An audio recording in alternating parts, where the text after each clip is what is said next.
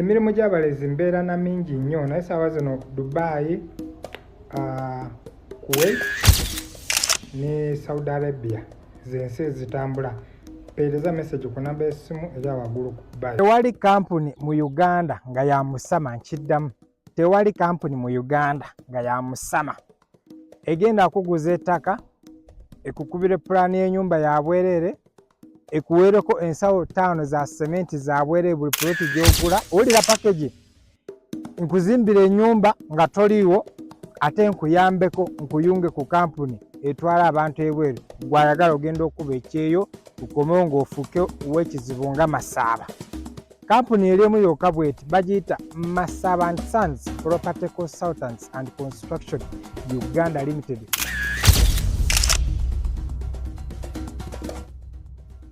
Alex Masaaba amaka ge yeezimbira. Ladies and gentlemen, gamufuukira ekizibu ensangi zino. N'akazigo bwe yamanya ntukategedde gye yali asula. N'atya okuddamu okusulayo. Naye wakati mu ggwiikirizo yalowooza nti oba oli awo ebyaffe naye byakoma. N'agenda yeebaka ewakaawe era Masaaba olw'okuba nti abamunoonya bangi mu kiro ekyo wakati w'essaawa 11 eky'olunaku lwe sigenda bagamba yadduka ku bakwasi b'amateeka abaali bamugwiridde nga bamuzinzeeko era bw'atyo ewakaawe n'afubutukawo n'agenda. Wabula neebaza ebitongole by'ebyokwerinda ebyo ebitegedde obulumi bannayuganda bwe bayitamu nga mwami Masaaba abafeeze ssente z'okubaguza ettaka ne bakolaganira wamu n'omukutu gwa Viki Exclusive okusobola okukakasa nti Masaaba aliwa, asasula, akoma okufera. Era twebaza ne ssekwebaza yenna ever since lwe twatandika okwogera ku mwami Masaaba ono. Nkyamuyita mwami because musajja alina ekitiibwa kye, simanyi oba ekitiibwa ky'okukozesa okufera, as long as musajja alina family. Nze nabagamba I respect abantu abalina family, era y'ensonga lwaki natuuka n'okwekuba mu kifaana mu mutima ne ngamba ekifaananyi kya mukyala we sigenda kiteeka ku mutimbagano kuno olw'ensonga ezimu oba ensonga endala. Newankubadde abanoonyereza bwe bongedde okukola okunoonyereza kwabwe bakizudde nti ate n'omukyala amanye emize gy'abba naye yamubba ku obba wa Masaaba ne bye yabba ebizibiti. Saagala Masaaba kubanga muba wa plane nga talina bizibiti, era ebizibiti ebimu ne mbifunako kopi. Kati ezo kopi zintambuza kinene nnyo, era neebaza abakuuma ddembe okuva mu bitongole ebikwasa security ebyenjawulo. Mwami Masaaba atukomyewo okulayira kwawedde, mbadde nakubuzeeko ku maaso ennaku kati zibadde nga 2. Ndowooza obadde omanyi oba fayiro yo nagiwunzise ne njimalirizanga bwe wagamba abo abaali bakwagaza likes bwe bakubako olunaku lumu naku 2 ndowooza bwe bafuna likes ne bakuta. Nedda, nkomyewo okuwa abantu updates n'okwongera okubatangaaza gwani omutuufu ow'ekifaananyi ekya bizinensi gye weerimbikamu n'otatuukiriza bibeera mu bizinensi, era n'odda mu kukaabya abantu amaziga amayitirivu ng'obasomboolako obusente bwabwe obw'ekinaku oba oli awo bwe bajja mbugubi. Nzize mbuulire eggwanga w'otuuse naffe we tukutuusizza. Jjukira nti tetwajja kulwana, ekyo nno kikulu nnyo, wabula twajja kakasa nsi bikolwa byo era nakumakinga sure nti okwata buli nnusu eyakuweebwa ogisasula abo abaagikuwa mu bulungi nga temugenze nnyo mu kusika muguwa.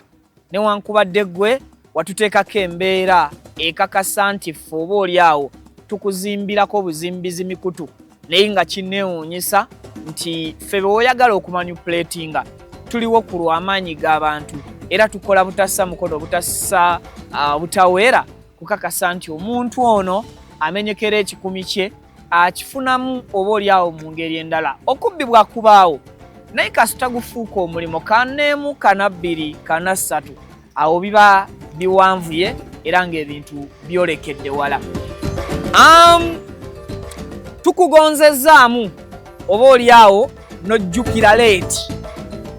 Yes, Mwami Masaba Alex, tukukutte ne tukugonza, naye oba oli awo ozuukuse leeti, wadduka juzi n'opakuka n'ojjayo YouTube channel yo ng'otegedde nti ekozesebwa nga bujulizi ku buli muntu estate gye wamulimba. Mu magezi go oba mu bwongo obwo Mr. Masaba walowooza nti video zonna ze nkozesa okufuna ebifaananyi byo oba obutambi bwo nti oba oli awo mbijja ku YouTube wajja kubuuka luvannyuma nga n'omulamwa gwa buli muntu gwe walimba okuva mu estate amaze okudownloadinga videos ezo. Era videos ezo tuzirina okuva ku ffe abagezaako okunoonya obwenkanya n'okutuukira ddala kwabo be walimbanga estate.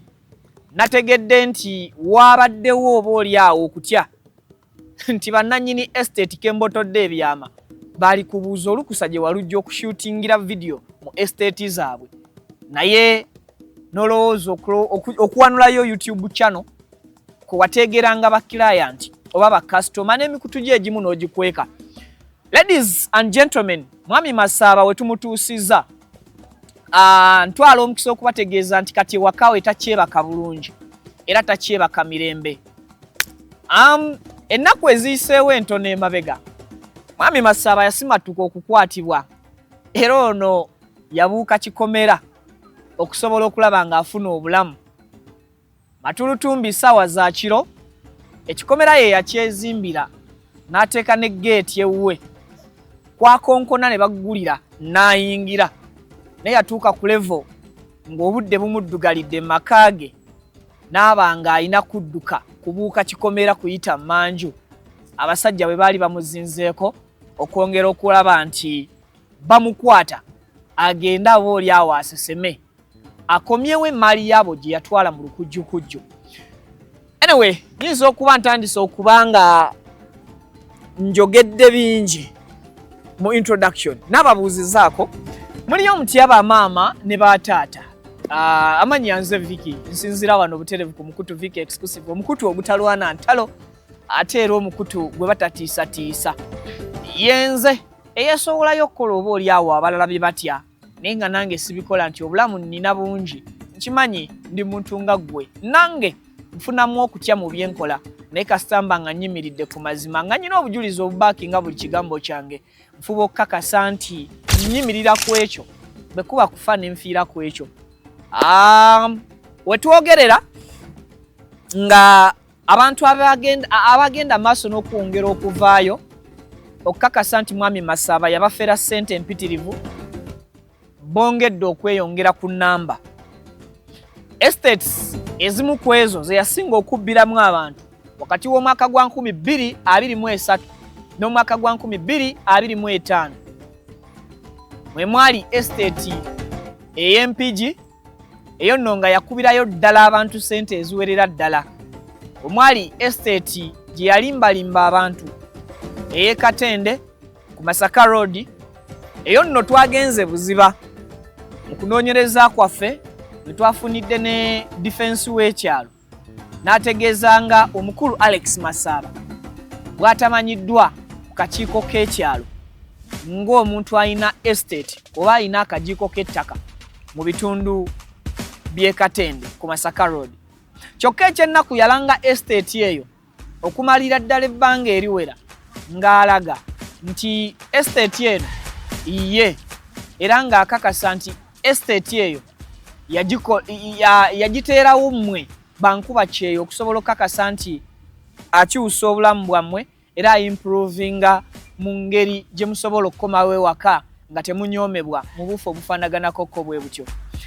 Bye twasobodde okubeera nga tutegeera nti buli muntu gwe yabba n'akolera endagaano n'agimuguza okubeera nti ye nannyini ttaka oba owuninga kapoloti mu bitundu eby'e Katende. Nnyabo oba ssebo bw'oba tonnatuukirira Vicky nkusaba ogende ku LC oba oddeyo gye wagula ettaka ery'ekifeero eryakuguzibwa Alex Masaba ocross checking endagaano yo ey'ettaka eyo gye bakkolera oba oli awo ng'eraga eva mu kampani ya Masaba Alex eya Masaba and Sons era tukusaba bw'oba wagula estate ku ttaka ly'Empigi, wagula ploti mu estate ku ttaka ly'Empigi lye yali alanga nga ategeeza nti atunda wakati we miliyoni 15 ne miliyoni 2. Nyabo oba ssebo dduka zambwa genda weekaabire, oba si kyo twegatteko mu mugendo gw'okubeera nga tunyweza Alex Masaba akuddiza ebibyo. Oba oliawo kyekyo kyokka kye tusobola okukola oba okujjukiza mu kaseera kano. Nyongera okutegeeza buli muntu adiiringa ne Alex Masaba ng'ayagala kumuguza poloti oba okumuguza akataka oba okumutwala ebweru w'eggwanga. Alex Masaba talina bizinesi etunda ttaka nambulukufu. Omwami ono azze akuba ku mutwe abantu bangi, enfunda nnyingi, ssente nnyingi ng'abaguza ettaka ery'empewo. Ono nno twagenza okukola okunoonyereza kwaffe ne kutukakasa nti y'omu ku abo bamansita b'okutunda obuweewo. Abatamanyi kigambo kaweewo era bw'owuliranga nga bakututte ku ttaka ba bloka ne boogera mu conversations zaabwe nga mulimu ekigambo kaweewo, nkusaba bw'oba wajjidde mu mmotoka yaabwe banga aweta okugenda okufuka todda. Manya nti akaweewo kitegeeza bufere oba ogula mpewo. Bakkuba akaweewo ne baba nga badduse misinde. N'olwekyo ddamu okubanoonya nga tobalaba. Nkola ya Alex Masaba gy'azze akolamu okusobola okukakasa nti akaabya bannayuganda abawererako ddala. Muyinza okugamba nti Vicky okuva lwe watandika okutunnyonnyola enkola za mwami Masaba omutuusizaawa. Mbategeeza ti Masaba ono tumubuzizzaako obutuuliro ate nga twamuwa obweyamu bwaffe nti tetunnaba. Ekisooka mbagambye nti emikutu gye egimu yagiwanulayo dda ku mutimbagano okwo era bw'oginoonya tosobola kugiraba. Ensonga ezaamuleetera okuggyayo emikutu egyo yakizuula nti komenti ezimuteekebwako ku mikutu gye zimunnyika mu bapya oba oliawo be yali kutta obujega n'afera oba oliawo be yali tandise okulera mu bulimba asobole okubawuddiisa abajjeko ssente nga yeerimbise mu kubaguza ettaka ng'era yeerimbise mu kuba nti abatwala ebweru w'eggwanga okukuba ekyeyo. Nkyali ku sayidi ya ttaka, sayidi ya plot, sayidi ya okutwala abantu ebweru. Eyo nayo episodes gye ziri era tukyajja. Ekirala kiraga nti Masaba tulina we tumutuusizza. Masaba essimu ze eziri official ye kennyini abula okuziza mu kampani abagambe nti mumpe ebiwandiiko ebikwatagana ku ndagamuntu ze nabawa okuggulawo layini zino. Olw'ensonga nti essimu zibeera on and off ate era ekyokubiri essimu za Masaba tezikyasobola kukola bizinensi mpya. Alex Masaba amaka ge yeezimbira, ladies and gentlemen, gaamufuukira ekizibu ensangi zino. N'akazigo bwe yamanya nti tukategedde gye yali asula n'atya okuddamu okusulayo. Naye wakati mu ggwiikirizo yalowooza nti oba oliawo ebyaffe naye byakoma. N'agenda yeebaka ewakaawe era Masaba olw'okuba nti abamunoonya bangi mu kiro ekyo wakati w'essaawa 11 ekyolunaku lwesigenda bagamba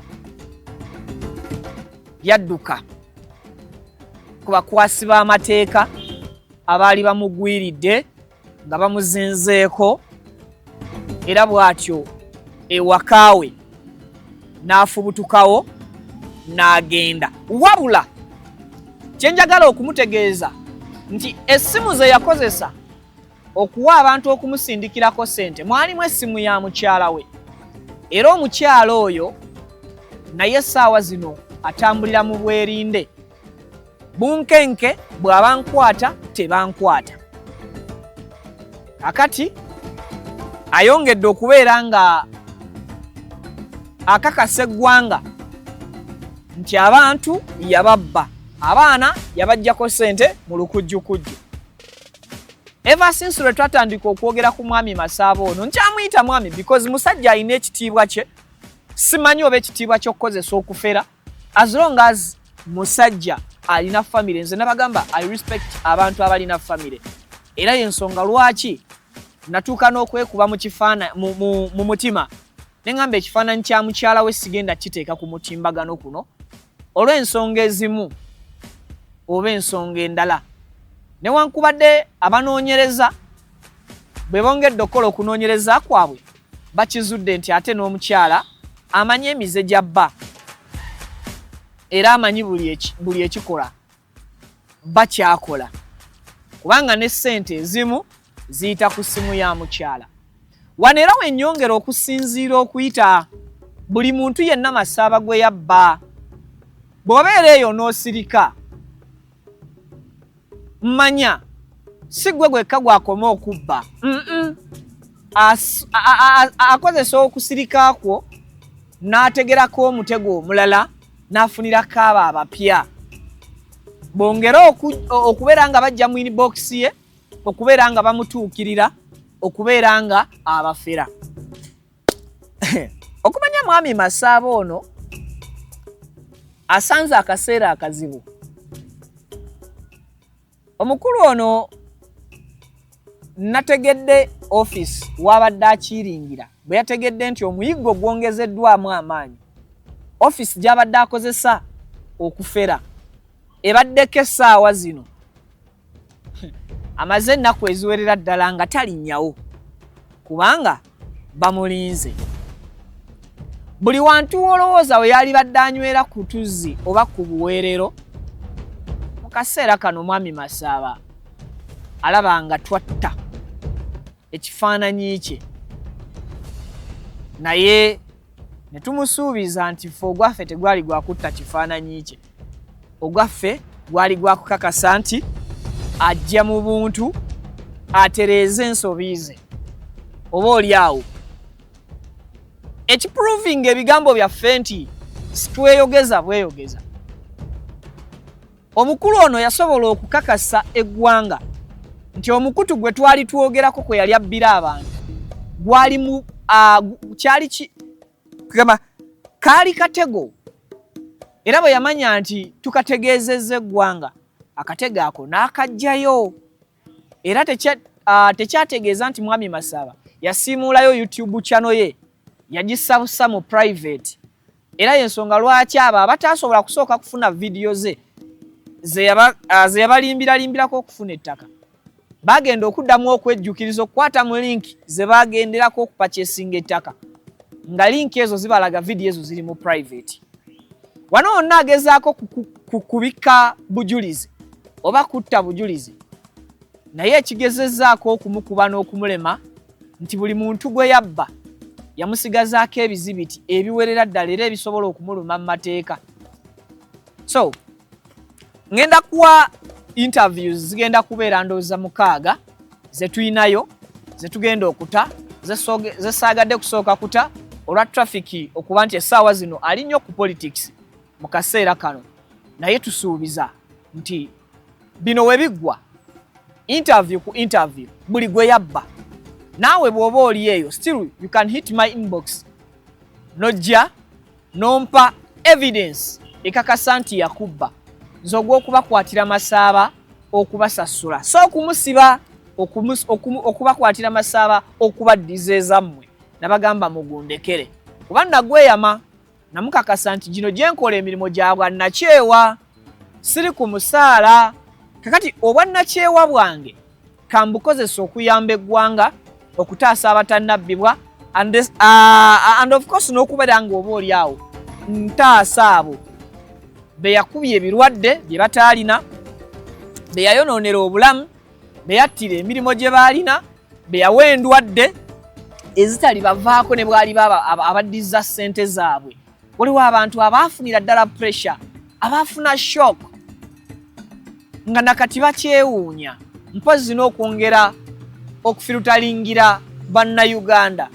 Si buli alanga ebintu byalanga nti abeera ategeeza byalanga.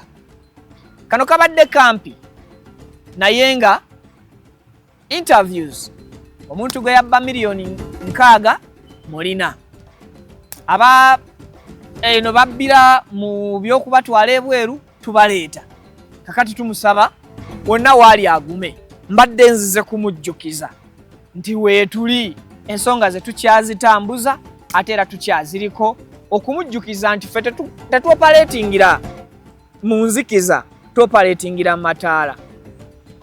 Redde nafunye edda advisor abangamba Vicky omusajja mugende empola ne bangamba Vicky omusajja mukole bwoti ne bwoti ebintu ebimu oba mwerabize muggyeko ku kamera ne bagamba no neya mubba wa Masaaba ne byeyabba ebizibiti sagala Masaaba kubanga muba wa plane nga talina bizibiti era ebizibiti ebimu ne mbifunako kopi kati ezo kopi zintambuza kinene nnyo era nebaza abakuuma ddembe okuva mu bitongole ebikwasa security ebyenjawulo ebituyambyeko ebyo ebitegedde obulumi. In fact kantitereeze nebaza ebitongole by'ebyokwerinda ebyo ebitegedde obulumi bannayuganda bwe bayitamu nga mwami Masaaba abafeze ssente z'okubaguza ettaka ne bakolaganira wamu n'omukutu gwa Vicky Exclusive okusobola okukakasa nti Masaaba